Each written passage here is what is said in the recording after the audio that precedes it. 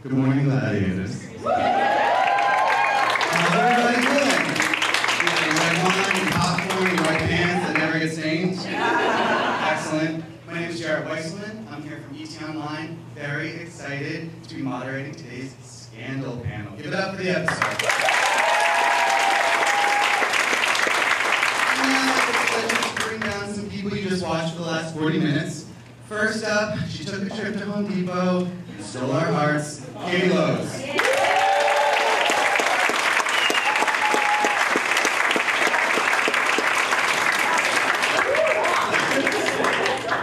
Okay, got it. Hi, everybody.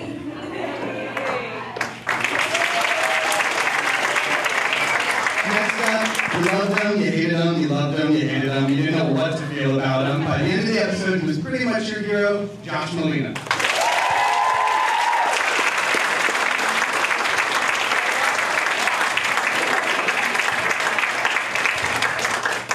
Next up, we have television's very best nude fighter, Jarett.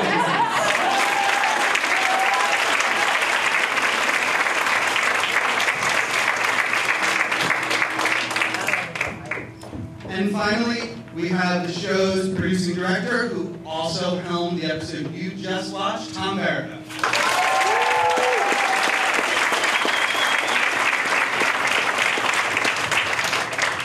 Yeah. Excellent. Tremendous. Give it up for the cast of Scandal.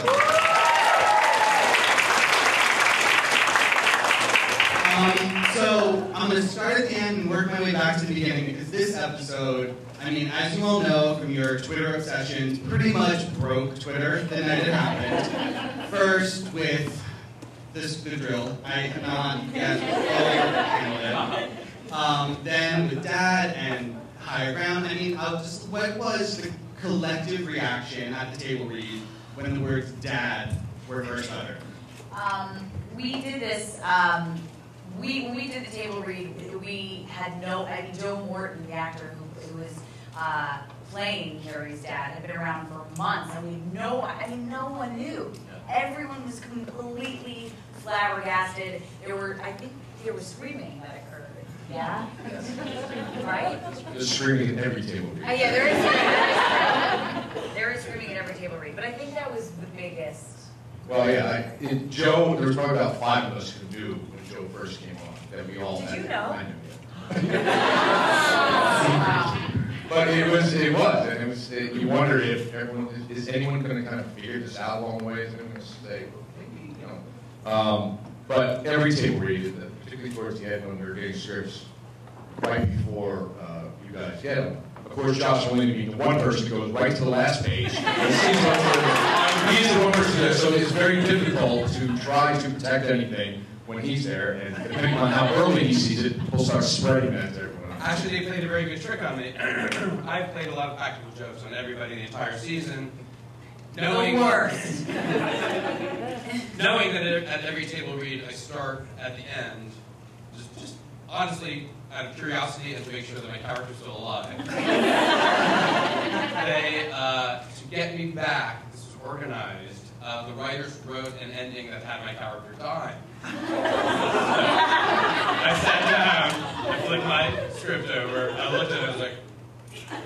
His face did. It literally said something about, blood pouring out of a drill hole. And as the light goes from his eyes, Abby says, sorry, or something. And I closed it really quickly. And I turned to Scott Foley and I was like, it looks a little bit like I'm dying. And he's like, well, I don't know anything about it. I later found out everybody knew about it. Well, no, then you grab the script next to you to see if that's very quickly. There was about 2 minutes of near panic.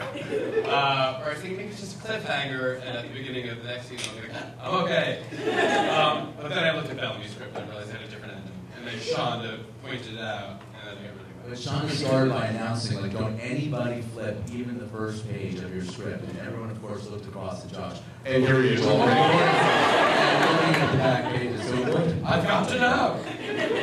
But he deserves it. He like shaving creams my car door. I mean, literally, which I have not watched it. My car door has shaving cream streaks going. Classics are the best. No comedy. But this leads me to an interesting point. As fans of the show, we all follow you guys on Twitter. We've seen you do interviews. I mean, it's really apparent that you all really like each other. How We're important? just really good actors. No, that But I mean, how important do you think those relationships are to building the Olivia Pope and Associates chemistry between this team? is not true. What is that? I make that sound when I think real hard. Sorry. I think it's really, I mean,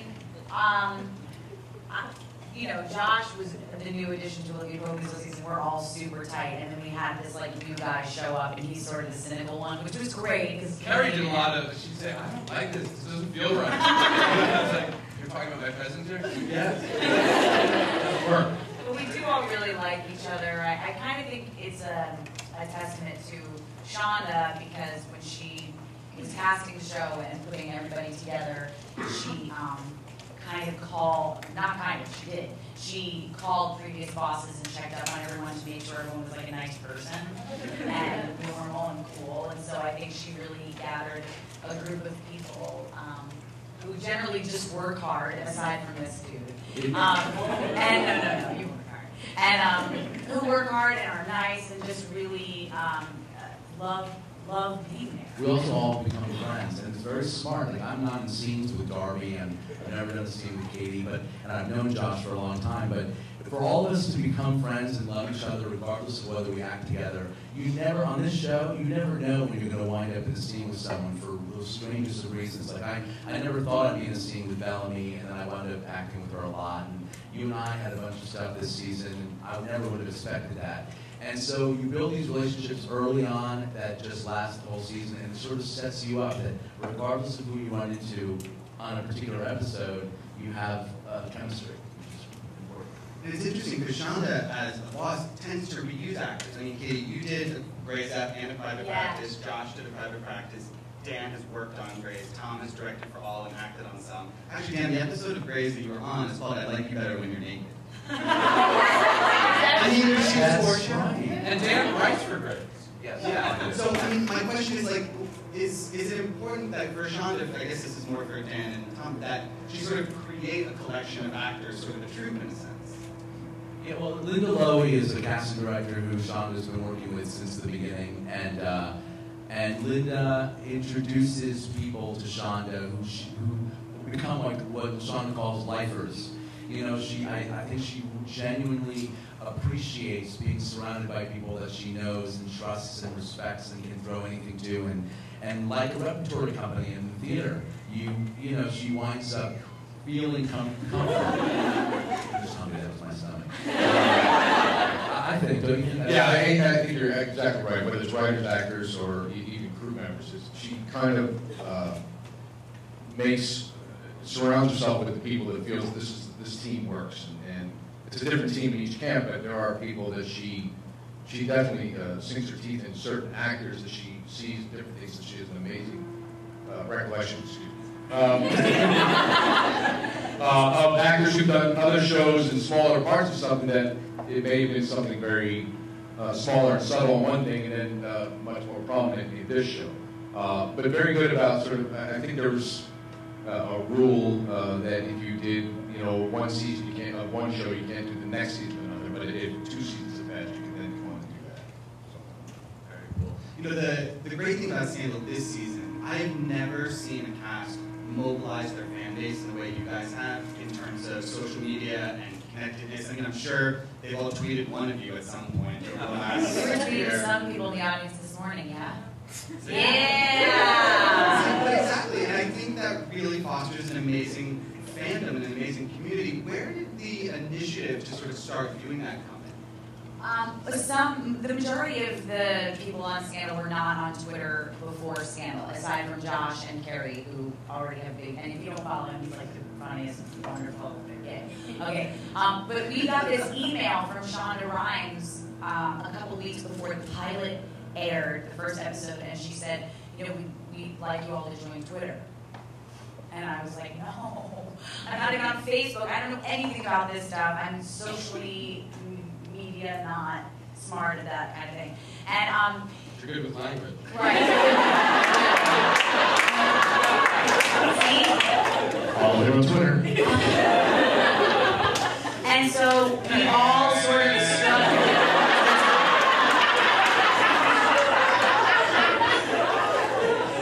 We all sort of struggled together to learn how to do it, and now we are so thankful that we are, because I really think it's made. I'm having it's just not working now. There is definitely a correlation between the Twitter,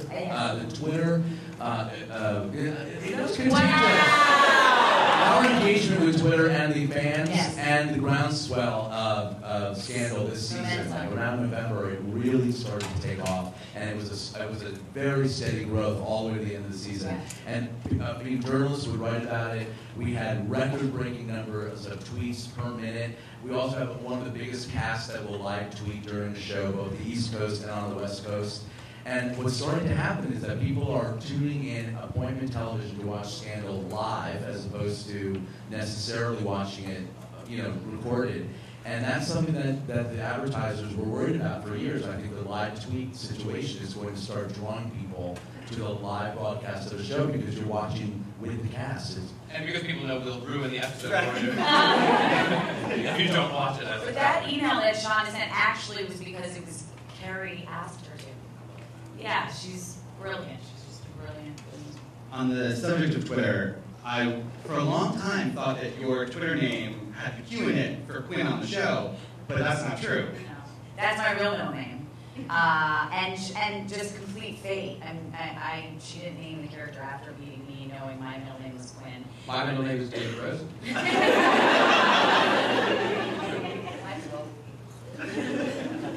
saying I'm Jewish? Yeah. Yes, my middle name. I wore this Q necklace the whole first season. That was actually mine, and I walked in for the first fitting, and Lynn Pavlos, an amazing costume designer, was like, "We're keeping that." And then I found out at the end of the season that Lynn wasn't even really my name. My name is Lindsay Dwyer. So, Which is Dan's middle name. So weird. Totally random. But with the social networking, I'm curious because I think from having spoken to you guys, the one thing you get asked most from fans is what's happening, what's coming up. How tough does it make it being connected and lying to all of us at all times? it gets to be a little fun. Sometimes we tweet pictures, purposely leading you down the wrong path. Like Darby and I, we were doing this scene where we were breaking into his office, and we were all dressed in black, all stealth, and we took a picture and just tweeted it. What do you think we're doing? And everyone's like, someone's dying! And there's a funeral! So you try to get creative with it. Okay. I think people tweet you more. I experience people tweet me more as the character than they do as David Bucatinsky. Like, I am spoken to much more. Like, why are you putting up with that? Why are you letting him talk to you like that? What's wrong with you? Don't tell the world about what he did. It's not my fault. I didn't rig the national election. And then I find myself responding as though I'm Josh, what was it like for you after the penultimate episode where we all thought you were the mole? And how could you not say, just give it a week and leave me alone? Honestly, I loved it. I wish it had lasted. I wish my villainy had lasted a little bit longer because I enjoyed being hated. And it was only a week long. So I wanted to do the opposite, which was sort of come along and somehow and go, I fooled you. And also because people for so many months were saying, he's a gladiator, he's the next gladiator. When are they going to hire him at Olivia Pope and Associates? So I love the fact that Shonda, if you ever think you know where it's going, that's your first clue that that's not where it's going. Yeah. And that's not Shonda's style. She will build expectation and always sort of surprise you. But I enjoyed the malice. I love it. Well, I would actually love to ask you guys on that subject, and I'll start with Tom. There have been so many amazing episodes over the last year and a half that we've seen. What are some of your favorite moments from Scandal? Each of the ones I directed. No, I think the one that jumps right out is the naked SmackDown. I think Danny and Jeff heard that episode. It was these two guys. It was one of those. I think that scene was an entire act, which I don't think I've ever directed a scene of diet regimen leading up to that scene? Oh, there's nothing. I ate nothing for 11 days. But just having the Jeff took the James Gandolfini approach. Down to Carnage, he says, I'm gonna embrace it, just go with it. No, there were so many. I mean, 19 was an amazing episode. It was the delving back in Huck's past. Well, 752. So those are the ones I'm not in. What about you, Dan? Favorite episode? Favorite episodes? Oh boy, I really love. I mean, this is going to sound like I'm kissing up, but my favorite episodes all happen to be episodes that Tom directed, and one of them was the Defiance episode where there was just like this. I'd never really gotten to do that before, and this hot on the trail of the truth and going into the school and looking at the voting machines and all that action and intrigue, and it was so much fun to do. And then cut to the naked fight episode, which was really hard and challenging and scary, and it was handled really well, except for the cast who put naked smackdown posters and sold tickets to everyone on the crew. And so it were a wrestling match. And I have to remember the coffee mug. Yes. So it was nerve-wracking, but it was really well handled, and I think it will be one of the biggest challenges of my career, so I'm happy with that. I do want to ask you more about that, just because James and Cyrus' relationship, I think, has captivated the fan base in a way that I don't think anyone could have expected. I mean, we were just talking about this in the room before. I mean, they are basically considered like the #1 couple of Scandal after Olivia and Vince. What is it like to you to be putting an image of a couple where their homosexuality isn't even the first 5 things you want to talk about them? You know, to me, it's the thing that I respect most about Shonda and the shows that she creates. The fact that there is no closet in a Shonda Rhimes show, that there's no real even, the fact that when James was introduced to the show was in a knock at the door by by Olivia, where you would expect on another show, the door would open, she'd find out that I'm the husband of the chief of staff, and she'd go, and instead, she's like, what, no hug, James? It speaks volumes of the fact that everyone in that administration knew, Olivia Pope knows, it makes nothing of it. And the issues that Cyrus and James go through, with the exception of election rigging and taking out hits on each other, are the issues that a working couple looking to grow their family and become parents and manage their relationship, it normalizes it. And I think that fact is almost subversive in its execution, so I'm kind of excited about it. Absolutely. So, Josh, favorite episodes? I like the ones that Tom didn't direct. I love the one where Abby sticks her 3 fingers in your mouth. Not a favorite. That was interesting. Go ahead. I didn't direct that one. At the table read, it was something far gentler and loving. And Shonda at the table read, she doesn't really look at you. She kind of like looks. She's got intense focus. She kind of looks away and listens to the script, and then she'll do interesting rewrites very, very quickly. And this was one of them. I got it back and I checked to make sure I was alive still. And there was that really weird sex scene. Yeah. She slapped me a lot and stuck her fingers in my mouth. That's the only comment I have on that. I'm going to go back to my answer to the question. I enjoyed waking up next to the beautiful dead woman. I'm talking about episodes of Scandal. No.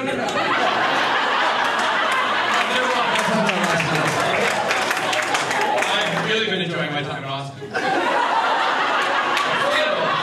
I enjoy. I had a great scene. Everybody's been getting their fantastic monologues. I finally got mine in an episode where I meet the guy who's essentially taken over my job that I've just been fired from the second time, played by my friend James Urbaniak, who's a great actor, and I just had this great monologue, just sort of laying him out, and I had so much fun doing that. Katie? I think it's the same episode as Dan was talking about, but 212 is the episode where we go back into Quinn's flashback as Lindsay Dwyer, and my real-life husband Adam Shapiro plays Jesse Tyler. Where is he? And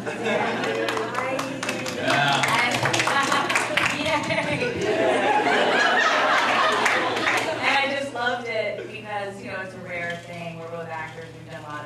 stage together, and it was just so cool to have him be able to be on Scandal and act together. It was totally surreal and awesome, and that is definitely a personal favorite. Yeah. All right, so we are going to make Twitter real and give you guys the opportunity to talk to the cast now. So if you have a question for anyone here, just raise your hand and speak from the diaphragm, so everyone can hear you. Don't have to be like it's in school, guys. It's okay. Yes, sir. Actually, I wanted to say that. That's 15-15. Go off numbers. Just really wanted to say that. I just wanted to say that, Tom, that the episode that we saw was really well directed, very tight. One of the things I noticed watching the show is the fact that you guys are always filming true objects. So that's a conscious choice, right? Yeah, Paul McGuigan, who directed the pilot, established that look, which has become kind of signature. You know, there's always discussion about when it's used, and I think there's kind of parameters that we kind of set forth. It's the plexiglass.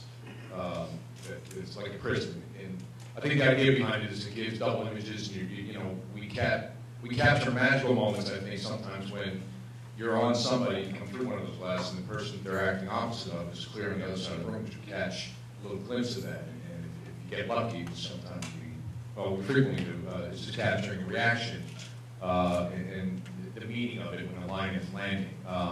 But he kind of established that early on, and it's predominantly used in Open Associates, because it's usually where either the case of the week or where the plot is being moved forward.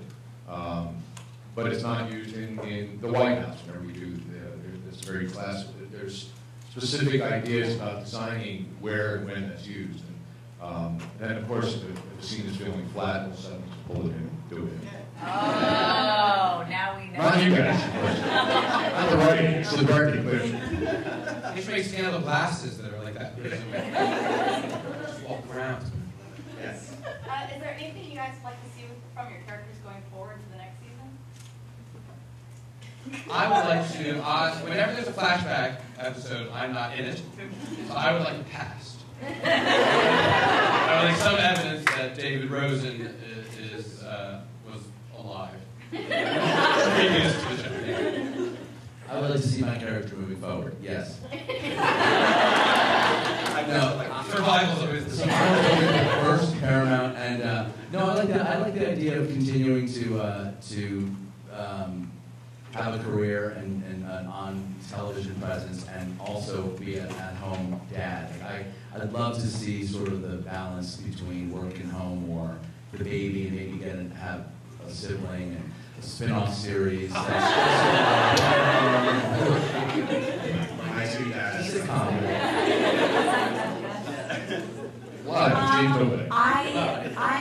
I really love it. You know, I really just am, I don't care. Like, honestly, I just really have loved everything so much so far, and there's been so many new things I have never done, like drilling a dude's thigh and whatever. But if it continues in that way, awesome. Or if she does some, I trust Shonda in all of her ideas, and everyone in that writer room is so brilliant. And yeah, I'm just also just want to be alive and being when. I do but even when you're dead, you're not really dead. You could be anything. That's true. That's true. I do want to touch upon the drill moment really quickly, because the look in your eyes in that scene was like amazing. Where was that coming from you? I have no idea. I mean, Tom directed it, and so it was a Friday night, real late, and it was like go time, and when the blood splatter happened, it's like, you only get a couple chances to do this because we don't have time to go back and get hair and makeup and fix everything. So it was just, I didn't know if Quinn was going to be into it or not. Like, I didn't try to think about it. I just thought, okay, when I get that drill in my hand and I go down, it's going to be, she's either going to be into it or not, or scared or not, and it happened, and I was like, oh, Quinn's into it. Like, that's just what came up naturally. It was like, this is a high. Yeah. So, yeah. I'm out too, so. Yes, sir. I have a question for Josh. What's the biggest difference between Sorkinese and Chomsky? That's a good question. What was the question? We couldn't hear. The question was, what's the difference between Sorkinese, Aaron Sorkin, and Shonda speak? I have been very lucky to exist in the Sorkinverse and Shondaland. There are definitely similarities. Being able to speak very quickly and enunciate is paramount. In terms of the worlds themselves, you get to have sex with Shonda, not with Shonda. Not with that. There's a tweet headline right there. Rewind in Shondaland. Next question.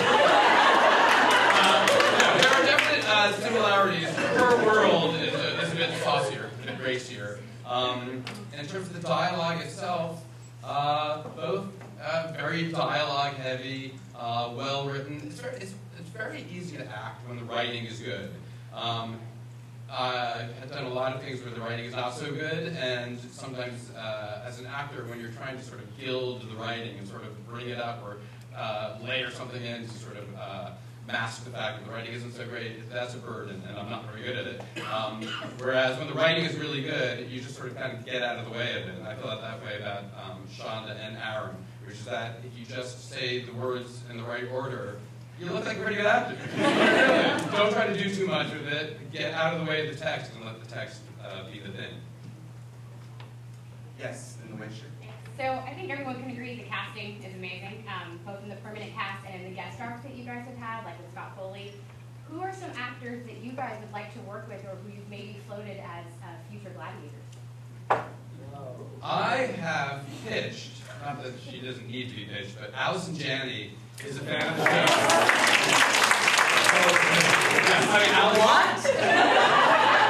Allison Janney's a big fan of the show and a spectacular actor who can do anything, and so I passed that on to Shonda and Betsy, and I'm hoping someday to open the script and see the cast list and have her name be there. I did the same. Lisa Kudrow watches every single episode. Loves it so much, and I thought, oh my god, what?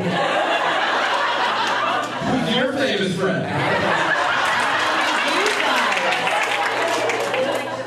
No, my only point was, I said to Lisa, do you think you would ever do it? Because if I could, and she goes, I can't talk that fast. I said, yeah, you get used to it now. No, I'm too scared to talk that fast. So, who knows, really, who's coming. Well, there is something actually about that. It's a different speed, different pace, and our guest actors, Linda Lowy does a brilliant job. There are really good actors, established actors, who come in and can't do it. So there is in the audition process, they really have to, I always tell the casting department, get it going to scandal speed, because we need to know whether they can handle it and really, go off the rails and go as quick as possible to the point where you're not even sure you're understanding. But there's a definite talent that not all actors can do, being able to go that quick. And Katie, you have kind of set the bar for everything. From others, it's like, that was great, now let's do it on a scandal base. Because the show's going to be 4 hours and we do it at the base. I love that. Is that a question or is that just your hand? Oh, yes. 1709. After 1603. My question was going to be on the scandal speak. How many pages is the usual script? Because I know So much. I don't know what a normal. Ours was like 75 pages. Grey's Anatomy scripts are 53. So we're at This is about 75 70. pages. 70 to 80, I've seen, We're like flying. So For you the got to same speak price, quickly to you get all get of it. 50% more. Although we still have the same amount of time to shoot all that. Oh. 9 days. We're 9-day episodes. We shoot like eight pages a day around. It's quick, very quick. Yes. I was wondering how long did it take you guys to form a really, really, really good bond, and what kind of things did you do, like go out to eat, or? Our pilot was the first episode took 3.5 weeks to shoot, and it was all at night. And as crappy as that was, it was amazing because what happens when you're working all night is you get loopy and you get insane, and you can't cover who you really are anymore because you're so tired. And I know that in Olivia Pope and Associates in particular, spending those long nights of just insanity, like we got really close on that. But we also we hang out a lot outside of shooting. We go to Jeff Perry's house in Little Owie, who's the casting director, and we screen episodes before they air so that we can tweet and figure out what we're going to tweet. So we do that. I just had a girls' dinner with Bellamy and Darby and Carrie. We were talking about clothes and what we're going to wear to events, and it's the best. Josh and I do that all the time. What did we do last week? And then we do get to do fun stuff like this. Like, I don't shoot with Dan, but Dan and I just spent like 2 awesome nights in Austin going crazy and having a great time. We all had a drink last night. A drink. Not 9 cinnamon fireball shots.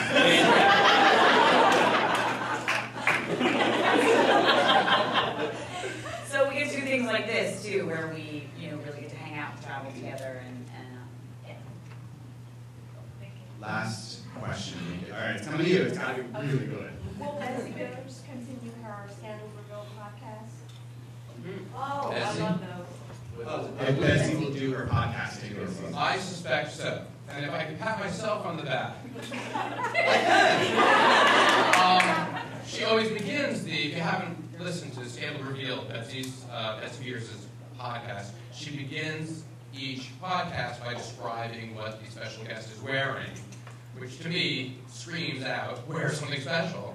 So I wore feety pajamas and a white Panama hat. And so I'm just saying, I'm hoping we'll take it to the next level and everybody will wear something ridiculous when they do the podcast.